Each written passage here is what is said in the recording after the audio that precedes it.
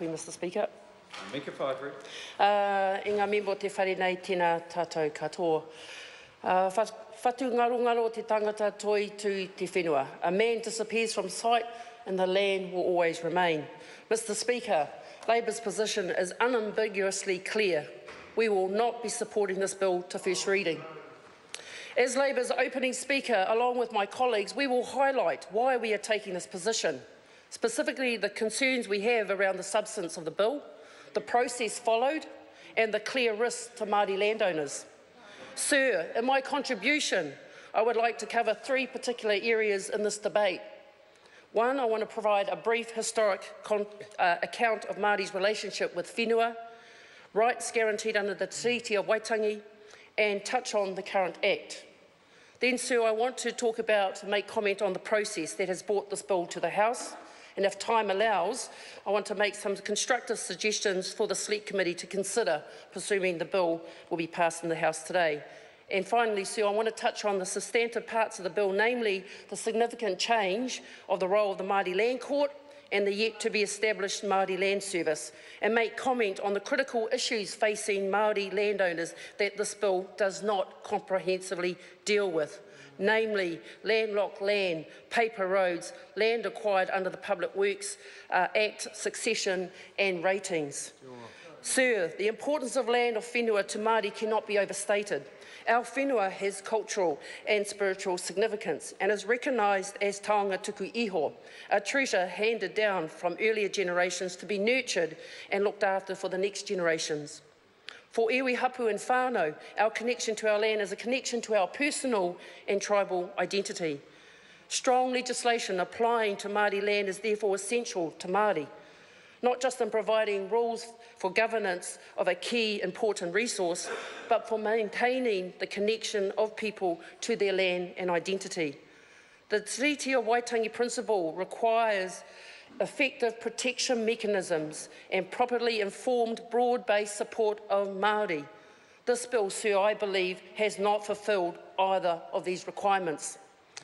After over a century of struggling with the effects of bad legislation that disadvantaged Māori and led to the massive loss of land, a hard-won Crown Māori consensus informed by the 1975 Land March led by Dame Whenua with a catch cry of "not one more acre," resulted in our current law, Te Turu Whenua Māori Act 1993.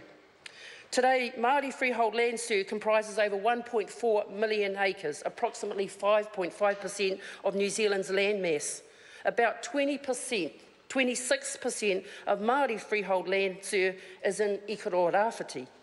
And so, in representing the many concerned landowners in my electorate, I have actively led Labour's response to the government's Te Turu Whenua Māori bill. So why reform Māori land laws? The Crown asserts the current Act constraints have led to the underperformance of up to 80% of Māori land and believes new legislation will unlock hundreds of millions of dollars in returns for owners. This is exceptionally misleading. Under the Act, many Māori entities are thriving economically. Wipere Trust, Mangatū Corporation and my electorate of Ikaro Rāwhiti and Tuarapaki Trust in the Minister's own electorate of Waiariki are some fine examples of economic success under the Act. The current Act took more than 10 years to pass through the various stages of lawmaking. This shows the consideration required when attempting major changes to the relationship between Māori and their whenua. The New Zealand Māori Council, the Māori Women's Welfare League were active political watchdogs of successive governments at the time to ensure Māori land law had retention at its heart, and the Law Commission also played a significant role. This bill replaces that hard-fought principle of retention and replaces it with a principle of utilisation, which in effect removes the protective mechanism of the Māori Land Court and introduces the alienating principle of engaged owners. This is a fundamental shift in this bill. It looks nothing like the Act. Not only is it a complete rewrite, it takes a hard-fought principle of retention and overnight, sir, without consultation in the dark of night, and replaces it with a corporate principle of use, abuse and allow the elite privileged few to benefit at the expense of the many. Sir, this is why Labour is not supporting this bill at first reading. Let's turn to the process, sir. I have been critical of the process around the reforms because the Minister has not applied the necessary level of care. Since publishing the first draft bill in May 2015, the process has been characterised by a sense that the Minister is determined to rush through this bill come hell or high water. In terms of process, let's look at the genuine lack of empirical research and problem definition. The Waitangi Tribunal, sir, found that the reforms have not been progressed without sufficient empirical research, meaning the Crown and Māori cannot be fully informed on the rationale for changes, nor the implications arising from some changes proposed. The Waitangi Tribunal, sir, further states that reforming this legislation without genuine consultation and broad-based support from Māori would be a breach of the Treaty of Waitangi. The Waitangi Tribunal declared the consultation hui in June 2015 breached legal standards. There have been limited opportunities for Māori landowners to genuinely consider the newly proposed bill. I attended many of the hui, including over half of the 21 hui hastily organised this February, which forced the Waitangi Tribunal to release a chapter in advance of their final report. Many attendees, sir, were at a loss at these hui as to why so little time was given to absorb the details and implications of the bill. The Minister heard it for himself. By introducing the bill to Parliament, the Crown has failed to ensure fair and valid consultation processes, and, sir, that is why Labour is not supporting this bill to Select Committee. Policy made on the hoof. With over 110 changes made to the bill since the exposure draft was first published in 2015, Te Ture Whenua Māori bill represents policy made on the fly. A key issue is whether reforms can be effective when the bill has been subjected to such ongoing unplanned changes.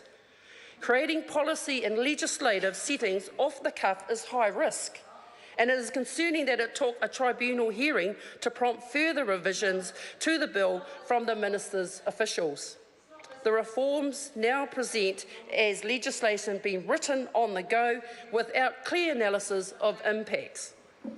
A lack of empirical research on the existing Act and rolling off-the-cuff policy changes to the bill mean there is a lack of rationale for the reforms and no way of ensuring legislative solutions, sir, are fit for purpose. So, sir, this is why Labour is not supporting the bill.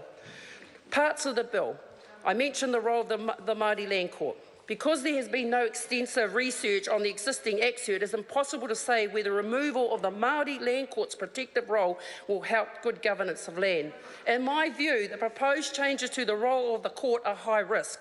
In the bill, engaged owners will be able to represent the interests of all owners for certain decisions rather than the Māori Land Court making such determinations. So originally, this proposed shift in decision-making authority was linked with a compulsory shift in governance to new rangatopu structures, which would have set governance plans. As the new rangatopu governance structures are now optional, one of the many off-the-cuff changes made to the bill, there is no longer a quality safeguard in place. This means if related parties, the engaged owners, were making decisions on behalf of others, then they will be doing so with no set framework or quality standard of governance. In my view, an impartial court judgment therefore offers safer decision-making processes. The Māori Land Service, sir. It is unfortunate that Māori landowners have not been given sufficient information of how the service will run, where it will be based, and more importantly, what its role would actually be. It is not enough to say this work is in progress, given the expectation that succession and land development services will be provided by this yet-to-be-established service.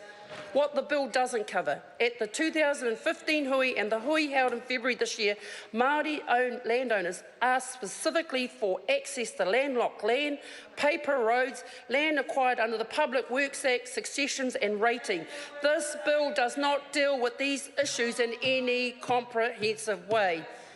Sir, Labour supports the findings of the Waitangi Tribunal, and we respectfully ask the Government to immediately replace the retention principle, including the protection mechanism provided by the Māori Land Court. Order. Thank you. Time for the member's speech has expired. Before I call the Honourable Christopher Finlayson, I will say to Marama Fox that throughout that address, she constantly interjected.